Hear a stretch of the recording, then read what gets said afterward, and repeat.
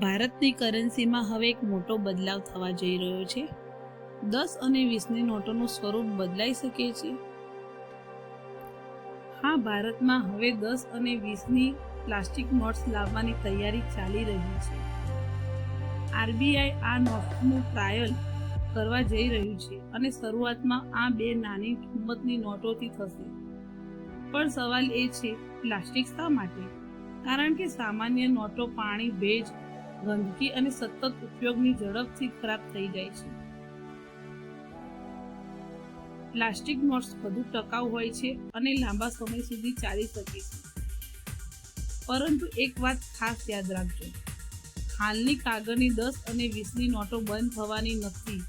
હાલ આ માત્ર ટ્રાયલ છે અને આ ટ્રાયલ માટે 10 અને 20ની કુલ 200 કરોડ પ્લાસ્ટિક નોટ્સનું આયોજન કરવામાં આવ્યું છે।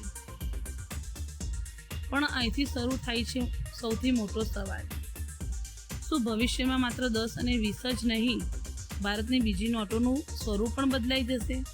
સંપૂર્ણ કહાની માટે અમારી ચેનલ પર લોંગ વિડીયો જરૂર જુઓ અને અમારી ચેનલને સબસ્ક્રાઇબ કરવાનું ભૂલશો નહીં।